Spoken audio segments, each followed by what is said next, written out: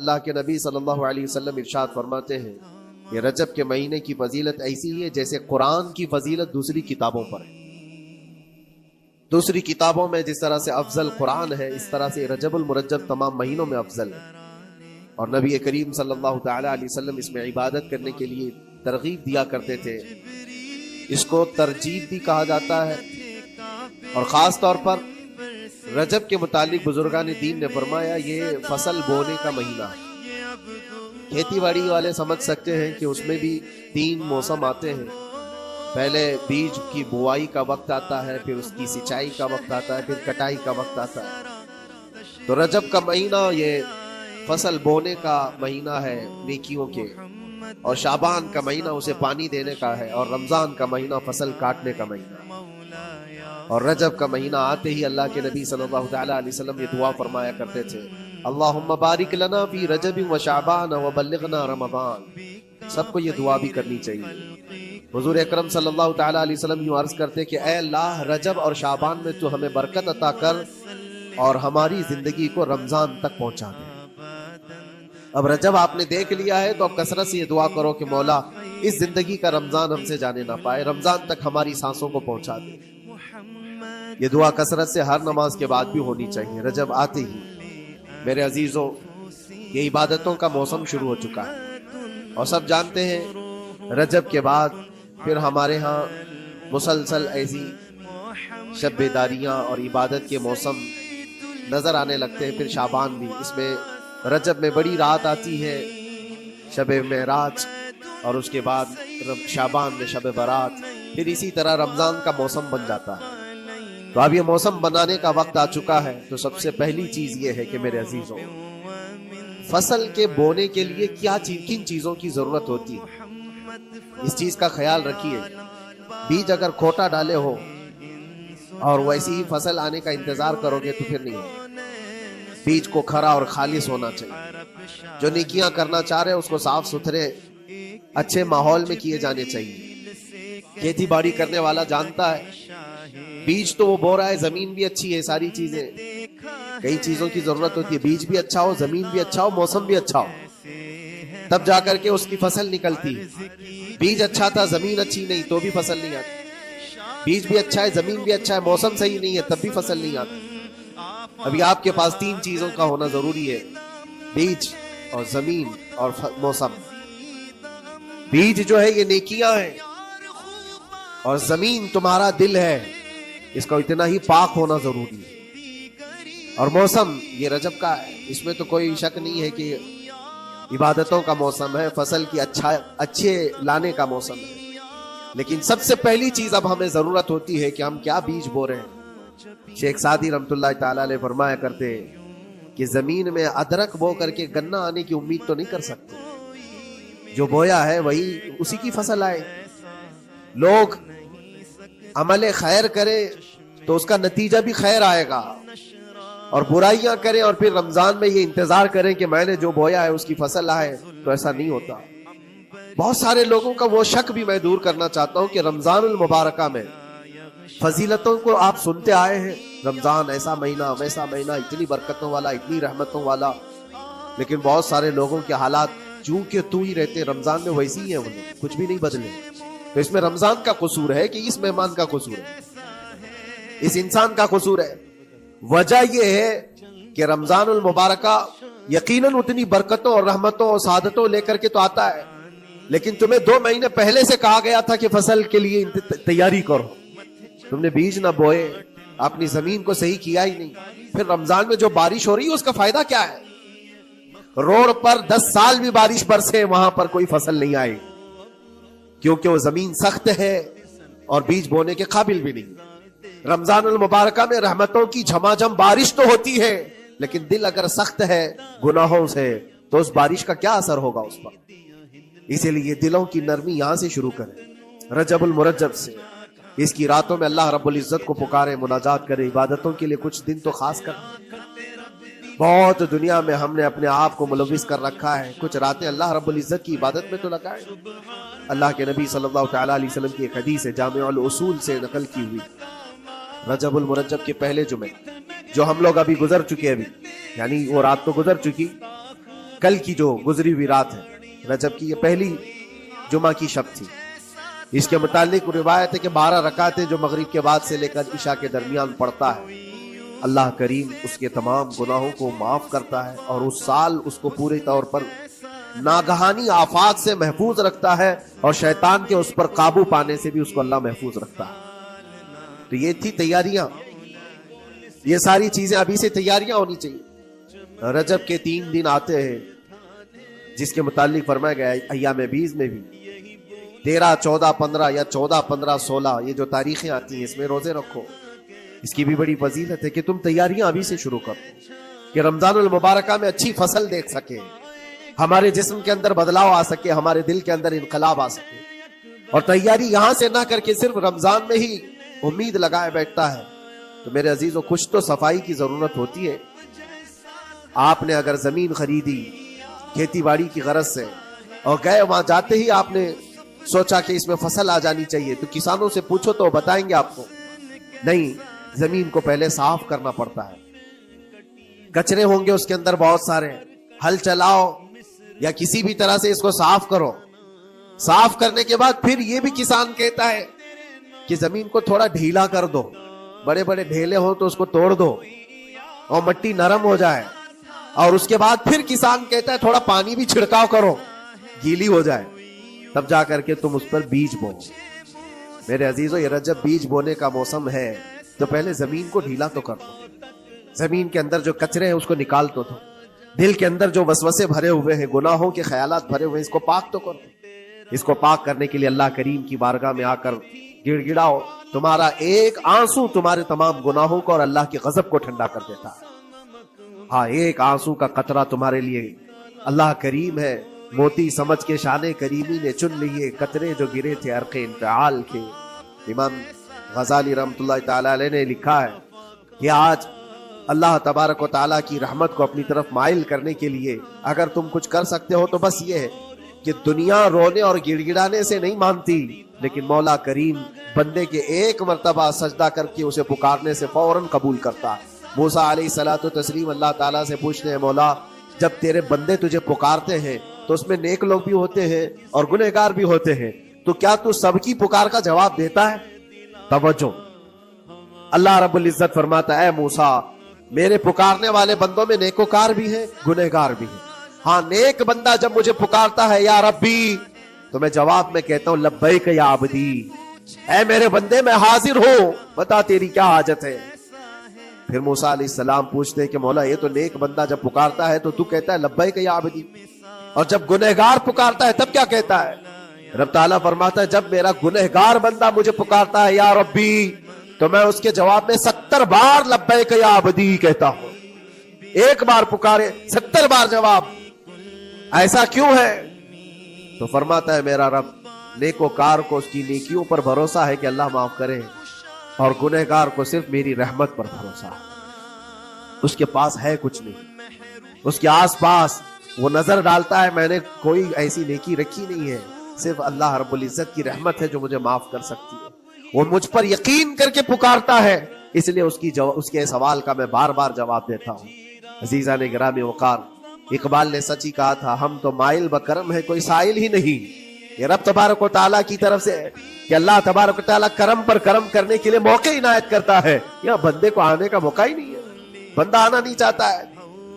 اس سے پہلے کہ تمہارے ساری چیزیں بند ہو جائیں، دروازے ختم ہو جائیں، اللہ رب العزت کی بارگاہ میں آؤ اور اسے پکارو.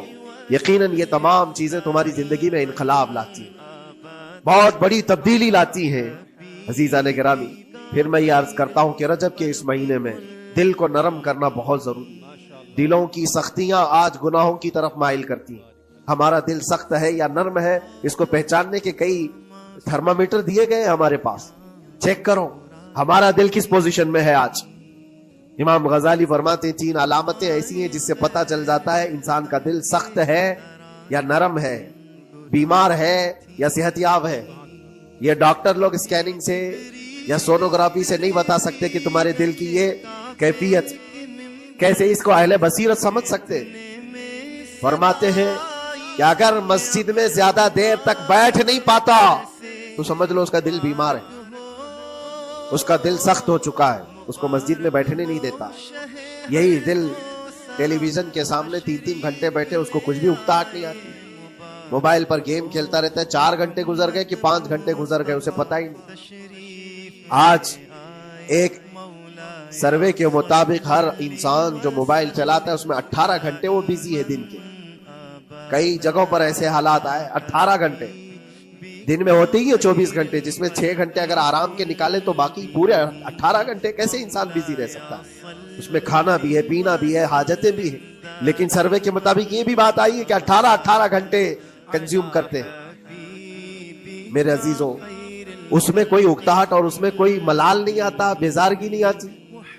اور اللہ کے گھر میں یا فرض سے نماز سے ابھی سلام پھیرا کیا کہ بھاگنے کی تمنا ہوتی. کئی جگہوں پر تو ایسا ہے. اسی لیے اللہ کے نبی صلی اللہ تعالی علیہ وسلم کی ایک حدیث میں سناتا ہوں. ارشاد فرماتے 2 چیزیں کسی منافق کے اندر جمع نہیں ہو سکتی. 2 چیزیں منافق آدمی کے اندر آ ہی نہیں سکتی. وہ کیا چیزیں؟ حضور پاک صلی اللہ تعالی علیہ وسلم فرماتے اچھے اخلاق منافق کے اندر نہیں آتے، اور اللہ کی اور اس کے رسول کی ہر بات پر یقین یہ منافق کے اندر نہیں آ سکتی. اور منافق کی یہ علامتیں بتاتے بتاتے میرے نبی نے فرمایا دیکھنا کہ مسجد میں منافق سب سے اخیر میں آئے گا اور سب سے جلدی بھاگے گا.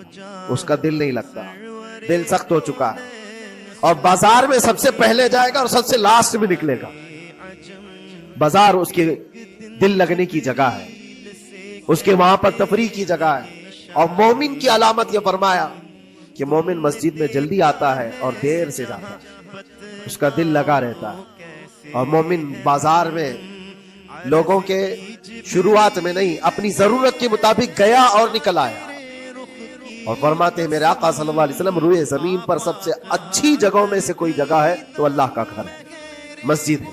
اور سب سے بری جگہوں کے متعلق فرمایا بازار ہے. اب یہاں پر دلوں کے متعلق میں عرض کر رہا ہوں کہ کس کا دل کس پوزیشن میں ہے، اسے آج خود آزما لینا چاہیے. دوسری علامت امام غزالی فرماتے ہیں قرآن پاک کھولے گا وہ صفحہ 2 صفحہ سے زیادہ پڑھ نہیں پائے گا، بند کرنے کا دل کرے گا. یہ تو چھوڑو اٹھانے کے بعد پڑھنے نہ پڑھنے کی بات ہے، کچھ تو چھونا بھی نہیں چاہتے، اٹھاتے ہی نہیں. سال پورا ہو گیا تو قرآن پکڑتے نہیں، تو پھر دل کی کیفیت کیا ہو چکی ہوگی؟ دل کیسا مریض ہوگا؟ بعض لوگ ہم سے یہ کہتے بھی تھے کہ حضرت پڑھنا تو آتا نہیں، کیا کریں گے قرآن؟ کہا اٹھانا تو آتا ہے. میں نے ان سے پوچھا قرآن اٹھانا تو آتا ہے، جب قسم کھانے کی بات ہوتی ہے تو کیسے قرآن اٹھا لیتے ہو، سر پہ رکھ لیتے ہو؟ اسی طرح سے قرآن کو ہی اٹھا کر کے سینے سے لگا کر اللہ کی بارگاہ میں دعا کرو کہ مولا میرے دل کے دروازے کھول دے. اور قرآن کوئی سخت چیز نہیں ہے، اللہ وعدہ فرما رہا ہے ہم نے قرآن یاد کرنے کے لیے آسان بنایا ہے. کوئی یاد کرنے والا؟ وہ خود قرآن تمہارے دل میں اتر جائے گا. کوشش کرو.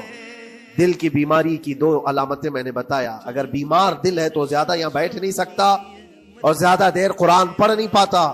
تیسری بات فرماتے ہیں کہ تیسری علامت یہ ہے کہ ہمارا دل اگر سخت ہو چکا ہے تو جیب میں پیسے ہوں گے لیکن کوئی مانگ رہا ہوگا اللہ کے نام پر، دینے کی طبیعت نہیں ہے، دینے کی طبیعت نہیں کرتی. اور یہ چیز ہاتھ اٹھانے کو تمہارا دل نہیں کرتا تو سمجھ جاؤ کہ دل بیمار ہے. اور دل کی بیماری لے کر کے اگر کوئی رجب میں سوچتا ہے کہ میں بیج بوؤں گا تو کیا فائدے کا؟ زمین سخت ہے، زمین سخت ہے اور اس پر بارش بھی ہوگی تو کچھ فرق نہیں پڑتا، فصل نہیں آئے گی. دل کو نرم کرو. اور ایک علامت میں بتاؤں، اور ایک علامت کہ دل نرم ہے یا سخت ہے، اس کی ایک علامت یہ بھی ہے اللہ کا جب ذکر کرے، جنت کا جب ذکر کرے، جہنم کے عذابات کا ذکر کرے، قبر کے معاملات کا ذکر کرے، حشر کے سوالات کا ذکر کرے تو اس کی آنکھیں ڈبڈبا جائیں اور آنسو نکل آنے لگے. قرآن کی آیتیں سن کر کے اس کا دل ہلنے لگے اور آنسو آ گئے تو سمجھ جاؤ کہ اس کا دل نرم ہے. ابھی اس کا دل بیمار نہیں ہوا، ابھی اس کا دل بیمار نہیں ہوا. لیکن یہاں تو پوزیشن الگ ہے، سچویشن الگ ہے. ہم تو پتہ نہیں کن کن چیزوں میں رو لیتے ہیں لیکن اللہ کا کلام سنتے ہوئے کسی کے کان پر جوں بھی نہیں رینگتی. لوگ تو گانوں پر تھرکنے والے اور نغموں پر اچھل کود کرنے والے وجد کی بات کرتے ہیں، لیکن اللہ کا کلام پڑھنے پر کوئی کسی کو وجد کیوں نہیں آتا؟ یہ ایمان کی علامت ہے. قرآن میں اللہ نے فرمایا اذا تلیت علیہم آیاتہ زادتہم ایمانا، جب اللہ کی آیتیں ان پر تلاوت کی جاتی ہیں مومنین پر، ان کا ایمان بڑھ جاتا ہے۔ کیا آپ امام کے پیچھے قرات سن کر کے اپنے دل میں ہلچل محسوس کرتے ہیں؟ سننے کی طبیعت کرتی ہے؟ بلکہ ادھر نماز پڑھ کر کے جانے کے بعد آدھے گھنٹے کے بعد پوچھے آج پہلی رکعت میں کیا پڑھا تھا، دوسری رکعت میں کیا پڑھا، آپ کو پتہ ہی نہیں رہتا، یاد ہی نہیں امام صاحب کیا پڑھ رہے تھے، میں تو دکان کا حساب کتاب کر رہا تھا، کیا خبر ہے کہ انہوں نے کیا پڑھا۔ تو قرآن کو توجہ سے پڑھے ہوتے تو تمہارے دل میں بھی وہ باتیں اثر کر رہی ہوتی۔ میرے عزیزوں، کتنے ایسے لوگ ہیں جو صرف اور صرف قرآن پاک کی تلاوت کی وجہ سے دلوں کو نرم کر دیا گیا ہے۔ میں اسی بات پر آج فوکس کر کے ختم کر دوں گا۔ رجب المرجب بیج بونے کا موسم ہے تو دل کے نرمی کے ساتھ ہی بیج بو، کیونکہ یہ زمین ہے تمہاری، اور زمین نرم نہ ہو تو کتنی بھی نیکیاں کرو کیا فائدے کی۔ دل سخت ہے، گناہوں سے لبریز ہے، اور دل کو نرم کرنے کا علاج دو چیزیں بتائی گئی، کریں گے انشاءاللہ۔ دو چیزیں بڑی آسان ہیں۔ اگر دل کو نرم کرنا ہے تو دو چیزیں فرمائی گئی، کثرت سے قرآن پاک کی تلاوت کرو یا کثرت سے میرے نبی پر درود پاک پڑھا کرو۔ دو چیزیں کر کے دیکھو، تمہارا دل نرم ہو جائے۔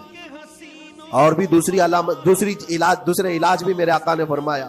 ایک صحابی آئے تھے، انہوں نے عرض کیا یا رسول اللہ صلی اللہ علیہ وسلم، لوگ آپ کے پیچھے نماز پڑھتے ہیں تو زاروں قطار رونے لگتے ہیں، جب آپ دعا کرتے ہیں تو وہ دھاڑے مار کر کے روتے ہیں، میں کبھی رو نہیں پاتا، میرا رونا نہیں آتا، میں بھی قرآن سنتا ہوں، میں بھی آپ کے پیچھے نماز پڑھتا ہوں۔ تو حضور پاک صلی اللہ علیہ وسلم نے فرمایا تمہارا دل سخت ہو گیا ہے، تمہارا دل سخت ہو گیا ہے۔ انہوں نے کہا کیا کروں، علاج کیا ہے اس کا؟ وہ مسیحا امت ہے، میرے آقا ہر ایک کا علاج جانتے ہیں، کس کو کون سا علاج دینا ہے۔ نبی پاک صلی اللہ تعالی علیہ وسلم فرماتے جاؤ کسی یتیم بچے کے سر پر ہاتھ پھیرو، اللہ تمہارا دل نرم کرے گا۔ ان کے لیے وہ علاج رکھا گیا، جس کو جیسا علاج بتایا میرے آقا صلی اللہ علیہ وسلم نے، کسی یتیم کے سر پر ہاتھ پھیرو دل نرم ہوگا۔ لیکن دل کے نرم ہونے کے علاج اللہ کے نبی صلی اللہ علیہ وسلم کے شفا خانے میں ہے۔ ہاتھ سے آپ کثرت سے درود پاک پڑھو، پھر دیکھو آپ کے دل کے اندر انقلاب آتا ہے یا نہیں، آپ کے چہرے کا نور بڑھ جائے گا، زبان کا اثر بڑھ جائے گا، عمل خیر کی طرف رغبت بڑھ جائے گی۔ کثرت سے جب بندہ حضور پاک صلی اللہ علیہ وسلم پر درود پڑھتا ہے، اس کی زبان سے جھوٹ نکل جاتا ہے، گالی اس کی زبان پر نہیں آ پاتی ہے، کیونکہ وہ پاک کرتا چلا جاتا ہے اپنی زبان کو اللہ کے نبی کا نام لے کر کے۔ میرے عزیزو، اس میں دقت کیا ہے درود پاک کثرت سے پڑھنے میں؟ آپ جہاں چل رہے ہو، پھر رہے ہو، اٹھ رہے ہو، بیٹھ رہے ہو، انتظار میں ہو، سونے کے لیے جا رہے ہو، زبان ہی تو ہلانا ہے میرے نبی پاک صلی اللہ علیہ وسلم کی بارگاہ میں درود پڑھ کر کے۔ اور ضروری نہیں ہے کہ بہت لمبے لمبے درود پاک آپ کو یاد کرنے ہو، صلی اللہ علیہ وسلم بھی پڑھ لیا تو یہ درود پاک ہے، یہ درود پاک ہے۔ یا تو پھر الصلاۃ والسلام علیک یا رسول اللہ کہتا ہے تو یہ بھی درود پاک ہے، درود پاک ہے یہ۔ اور دل